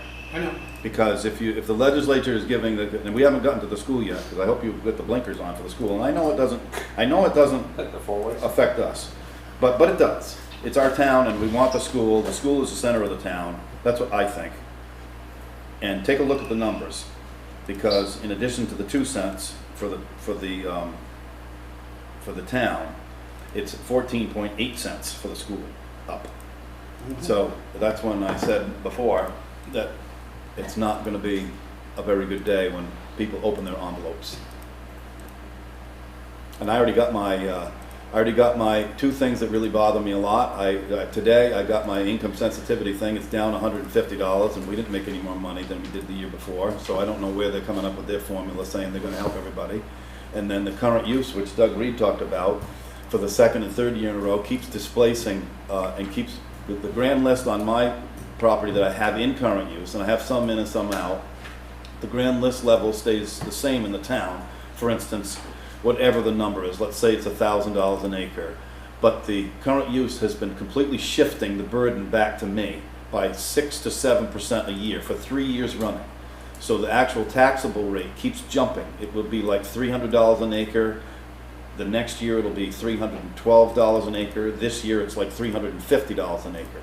They keep bringing the burden back to me for current use. So I don't know who's putting us all in a fog about how the state's spending all this money on us. But the income sensitivity went down for me, the appropriation to the town, and didn't change any income. The grand list is the same, so I'm trying to identify an exact property, for what happened to me. So there's a motion on the floor and seconded to approve the fiscal tax rate of for the town, 0.6406. Any discussion on that? Did you have any comparison up on your screen to tell where we were on the town meeting? It's pulling up over here. It's doing what? It's pulling up over here. I can't move it. It's not doing it. I think you're right, Mike. Dave, Yes. Dave, Go ahead. can we just, I don't know if this a formality, we represent the highway and the local education and special appropriations as separate rates on the tax bill, so I don't know if you can just approve it that way, or if you need to approve like general fund, local agreement, and highway. Oh, you think we? I don't know the answer to that, but that's why it's separated. Sure. So, because we bill that way on our tax bill. Okay. I can amend that then. Yeah, I think that's good. Thank you. I think it's, so the column is printed. Do you have a copy of this, Chauncey, or no? Okay, so Yeah, she has a copy of it. So let's amend the motion to note the, because actually, when you look at this, the motorized fire acquisition goes 0.009. It really doesn't have anything to do with like highway fund. So it does break it down for us. Right, so each one of those. Yeah, each one of those. Can we note those, and then the sum total is 0.6406. You can do the general fund and the fire reserves together. together. So that first grouping I have together, that is one rate. It's not, The general fund, we can separate it if you'd like to see it separate on the tax bills. We can separate each thing, or we can keep fire apparatus in with the general, but it's probably better because it was a separate article Yeah, to separate it Yeah, out. yeah, and people be able to identify their Yeah. bill. Like sometimes I've been taking my bill out and looking at it to see Yeah. if I can compare from last year. So I think it's best that we separate. What does, I think local agreement with an asterisk behind it doesn't really, we don't really have something to note that. Isn't that the school? Sorry, no, well, that's the exemptions that you have given in prior years to buildings, and so they are not exempt from the education tax, so the whole rest of the town has to absorb the education portion of Okay, those buildings that you exempted. okay. Nice. So Chauncey, did you, for the minutes, you've got that down in the column for the town? Okay. There's a motion on the floor to accept the tax rate for fiscal 2020 to 21. Is there any further discussion? And the sum total is I keep getting back to this, 0.6406. Any other discussion? Just one question, when we go back to the ability to reduce the tax rate, you're talking about doing that after the fact? I don't know. Possible. We I don't know. don't know what we're gonna do with that yet, but I mean. I don't know. I just threw that out there because the legislature's giving us, I think we're gonna learn something in the next few months. I guess the question is, if we set this tax rate tonight, It's gotta be printed on the bills. We need to get the tax bills out. And we can lower it later based on that rule. What's that? And what Mike's asking is you can lower it later without, but you can't raise it, so.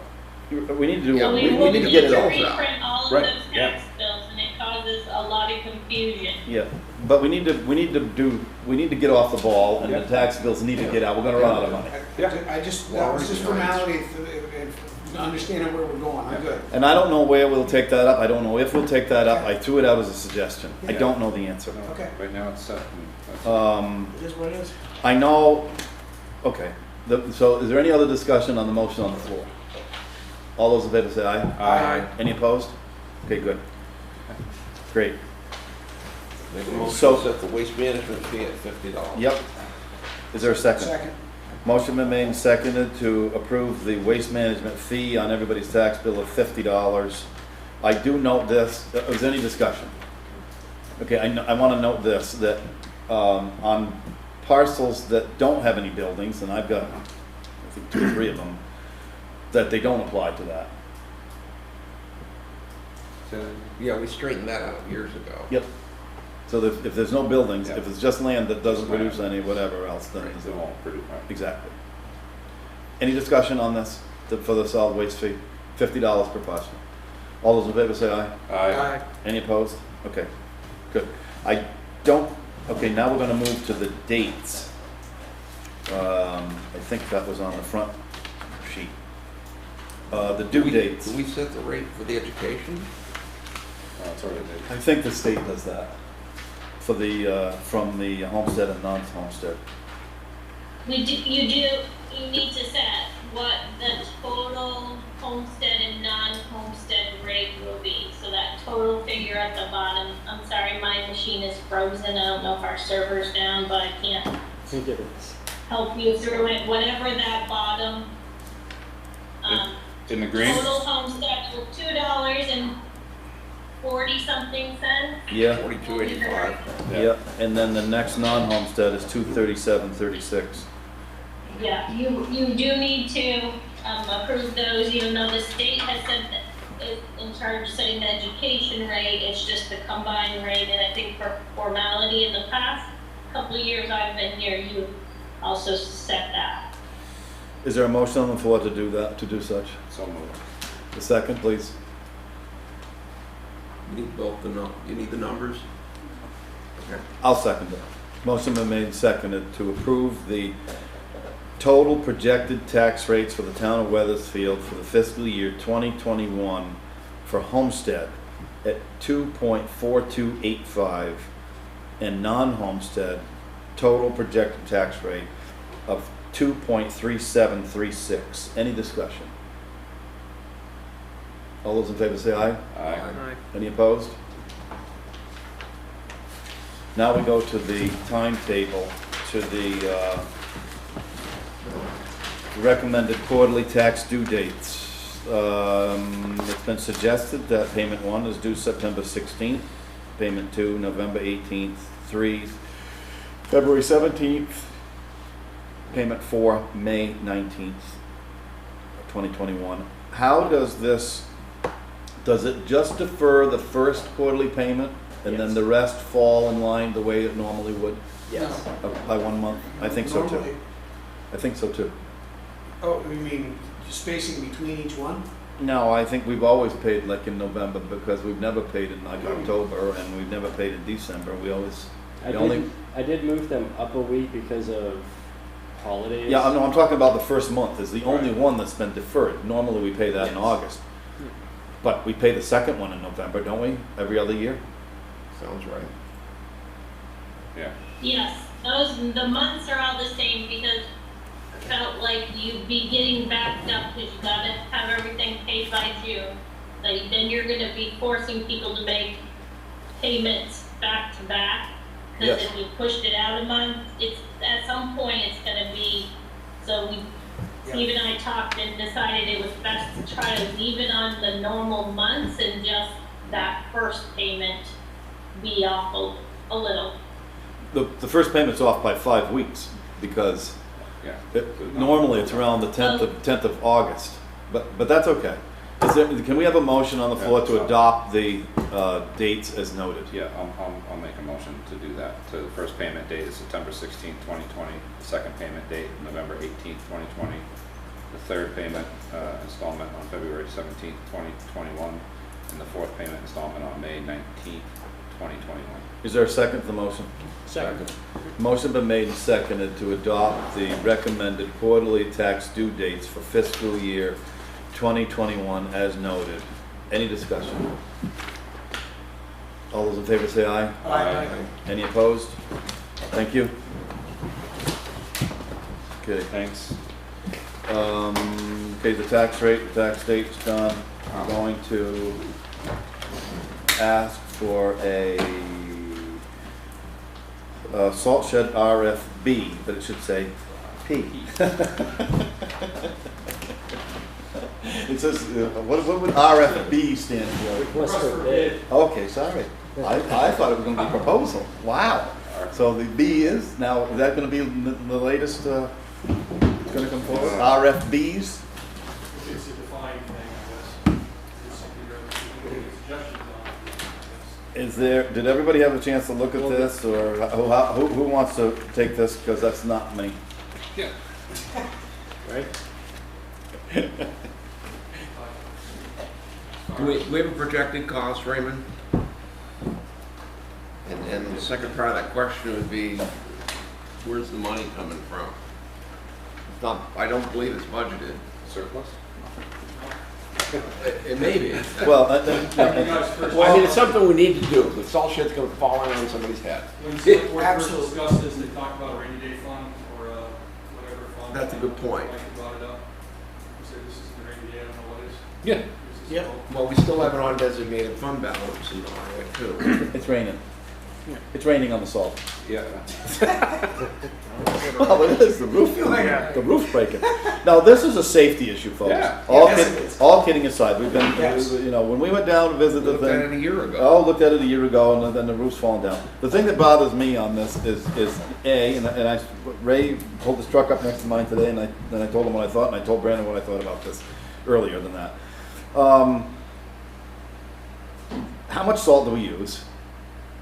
And Ray clarified it for me, and we're not driving the trucks up like they used to because the trucks kind of wobble a little, and I said, yes, that's a really good idea, get them down on the ground to dump. And so that is a factor on this, obviously, when you can schedule delivery or not, and you don't want to run out and so forth and so on. But what bothered me about this proposal was it said from like a maximum, and I'm gonna read it here, for a period no longer than 4 years. And that bothers me, because I think it's 50 years old. I talked to Wes, he built it. He didn't have any plants that built it. The Dodge brothers, I think he told me, poured the cement. He said there's more rebar in it than like, whatever. And so I was thinking that we're gonna, that this is easily worth it to be longer than a 4-year fix. But how elaborate of the plans which I saw were, I started shaking my head. So, if we're no longer gonna dump up at the top, and we come down like before and push it in, which is, I think, perfectly fine. And then how much do we use? I think the object here is to, I think there are gonna be greater needs in the highway that's probably gonna cost more money than we realize. We haven't put any money in the building that houses where people work or store the trucks. And to sink a lot of money in this doesn't seem to make any sense to me. On the other hand, there's a safety issue here now with the roof falling in. That I think we're gonna be able to solicit bids that are gonna gain more than, I would never vote to narrow it into no longer than 4 years. I'd leave that off. I'd leave that off. And see what we get for a contractor. I don't necessarily need to adhere to these plans. Contractors may have a perfectly good idea about what to do. I'd like to leave it looser, and I'd like to get it fixed. I'd end with the word temporarily, deleting temporarily and everything beyond it. What paragraph, John? Second paragraph, bottom of it. Yeah, okay. Allow the salt shed to remain functional, period. Yes. I agree with that. Is there a, well, so would you make a motion then to, the other thought process that I had was, the town manager, and we've done this before in coordination with Ray at the highway, could solicit 3 bids potentially for contractors to just get this done and then take the lower bid. I don't know how much of a process everybody wants to do. I didn't bother to read how many days we would like this to be completed. Oh, it says here, well, here's a mandatory visit, and so the bids will be on August 20th. I don't know everybody's work schedule. I'm not sure that I need to see this. I don't know about the rest of the board. I don't know what a reasonable timetable is to ask contractors to come in and bid on this, but we would like it to be fixed. It's a safety hazard. I wouldn't even recommend dumping salt in it right now. Have anybody seen it? Have everybody walked over there to see it? Yeah, not a good picture. Ray? Just for defining this, when we first discussed the salt shed, we were ready to replace the salt shed, and we're trying to make this last as long as we can. 4 years was recommended, short of taking the roof, bracing this whole thing up, digging out the 3 sides, bracing the roof, cutting the roof off, putting on the roof. This was the less expensive and safest way to go in the eyes of the engineer who looked at it. I got a question, right? You're talking about pushing the salt in? That's what we did most of the last winter. Okay. To dump it in the end, we have to run it down that deep. How's this, the salt isn't coming on a live bed truck? It is, but. It can. They can only go in so far with the roof, with an 18-wheel tractor trailer, and dump so high. Okay, so it's a dump body then, not a live bottom. Correct. Okay. If they dump it, then we push it in. Well, 90% of it's inside the building. It's pretty long. It's like 40 feet to go in. So Yeah. depending on when you order the load to come, obviously you can't. Well, With there's a a shed thing. that small, it's a very tight window. You have to order, sometimes you have to order too early to one. It's just really tight. I'm just, pushing it in isn't the ideal way to handle the salt because we've seen the problems. Dumping it up top's really not an option. Right. It's falling in, and you dump it. No, you know what I mean? Well, beyond that though, it's not necessarily a good option to be dumping on top for rock in a truck. I don't know how many of you have dumped trucks before, but you really would like to be pretty stable. Every time they come, we're up there overstanding and cleaning it all up and spending a lot of time to get it up top. It's perfect up top if they can get up there, once they get up there, to dump it slowly. Mike, But to come up there, dump where I was it. going with that, the point is the less salt we have on the ground for the weather to hit, Right. the better. That's- So we that's need the whole to be principle behind looking the salt seriously sheds. at a longer term. Even though we're proposing to delete 4 years, I think we really need to look at that because you pointed out that the block work on the storage bays is disintegrating, and a lot of that is due to the salt. Is there a motion to authorize the RFB, excluding the words that John noted on the second paragraph? Is that the only thing that you're excluding, or are you continuing to hang on to the description of the framing that's going to be built? Because that's what this goes into. Well, got an engineer's stamp on it. I just don't know how to answer that. Well, that's why I'm asking, because I thought what you were trying to do was have a little bit freer thing where they come in and, but this is pretty well laid out. Then it would become an RFP. I don't know. I don't, well, my fear would be this, and I think it's logical. The fear would be, in order to meet these specs, 3 bidders will say it's gonna be like 50 grand to do it. Then, or Wouldn't something. surprise me a bit. I know, but I'm just saying that then we may have a little bit of a problem saying, should we do it or should we not do that extent of a repair? That's what the question's going to be. I would like to make it so that it's going to be a little more, less risk, so that a roof is placed on there, and it might not be up to the engineer's elaborate plans. Do you have a question? Yeah, I was gonna kind of just say that, or say at the end, or equivalent of some sort, or something to, but you're right, if you're looking at a quote, you're gonna look at those plans and go, okay, I want to. We either want it fixed right in this fall, or we have a headache, okay? Right. So I wanna make sure we're doing it at this date. What you can do is, send this out like it is. If it's more than what we want to spend, you ask for value engineering. And that gives the contractor the opportunity to say, well, if you don't, I can do it a little bit different. Cheaper, and then, I got you. But do you put that amendment in the RFB? You put can you put just deal with the low bidder. Yeah. I don't know. Somebody gonna make a motion? Make a motion, we send out the RFB as written, with the deletion of that one sentence. Is there a second? Second. I guess, any discussion? I guess we can take this up when we see the bids, obviously. Yes. So, It's the only way we're gonna know. that's the only way you're gonna know. So it's not a done deal yet. All those in favor say aye. Aye. Any opposed? Okay. I asked Brandon to put on the solar array, and what my comment right now at 8:53 is that we note this, that have people had a chance to walk it because it's staked out, and there's a difference in the array itself, and it's more like an FYI to know whether or not people are interested in this change or not. And that's about the time that I'm going to give this at this hour. If we can take it up a little bit, maybe on the 17th. It's not any great big emergency, 911. I learned a few things from Ray today, that he's met with Rick Butler, for instance. They've met with Wayne Beliveau, and so that answered 2 of my questions about the.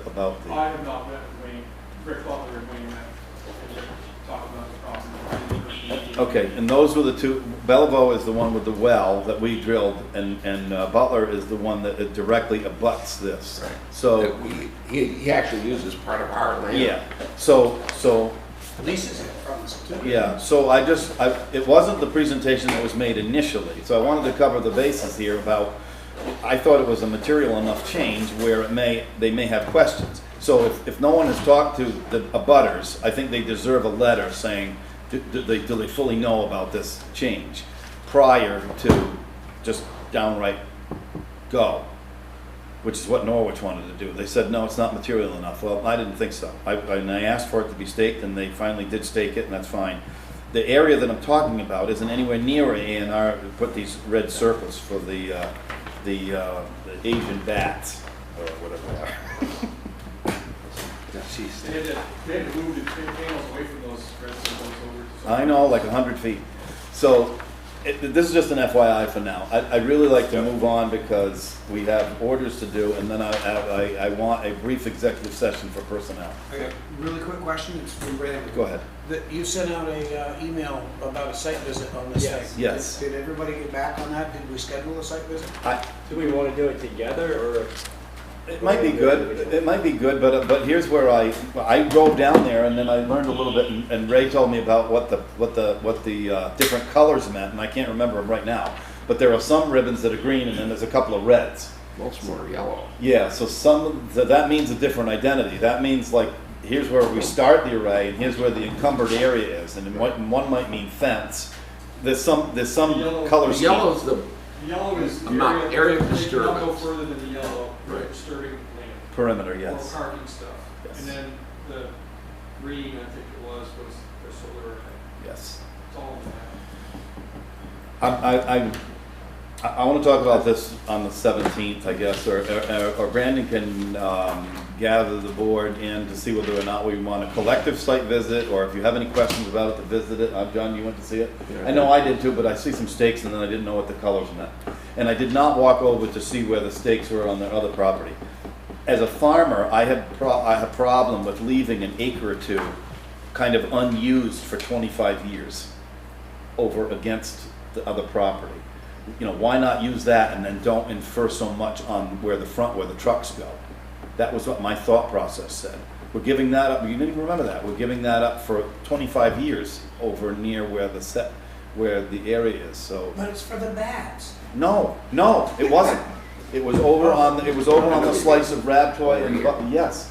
Oh, okay. We can talk about that, or I'll get Brandon to send out an email about where that is. Just for clarification, that was so the neighbors would see the solar array, leaving those trees there, Yeah. so you would keep them connected Yeah. with the original plan process. It's like almost 9 o'clock, so can we do the orders to the warrants, please?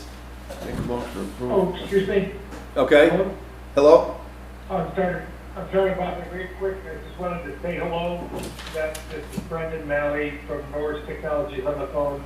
I don't have anything to say at all. I just wanted to let you know that I was here in order to answer any questions if there were, but happy to be here again on the 17th.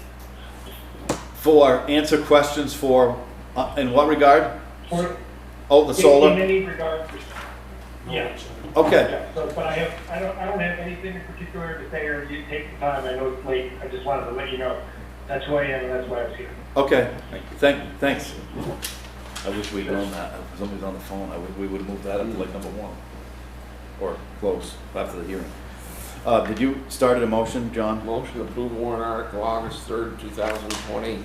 General fund payrolls, $15,781.99. Operating, $52,438.84. Highway payroll, $8,182. Operating, $25,764.13. Solid waste payroll, $1,527.24. Operating, $10,298.89. Library payroll, $1,919.35. Grants, $755.33. Totals, payroll, $27,410.58. Operating, $89,257.19. Is there a second? Second.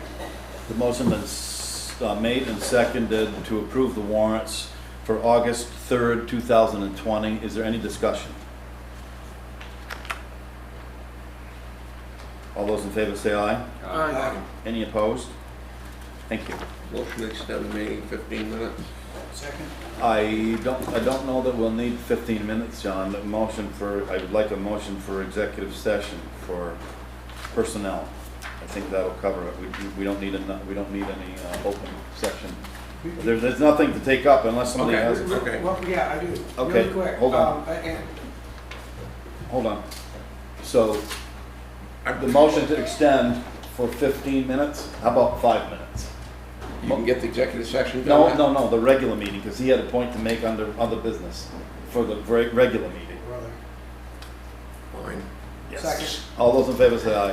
Aye. Okay, now what? Now what? Okay, you skipped appointments, and I wanted to address something in appointments, and it may come up, it may be something that we could throw into under personnel for the executive session, and that is a problem that we have at the planning commission, to discuss a possible reconsidering an appointment to that board.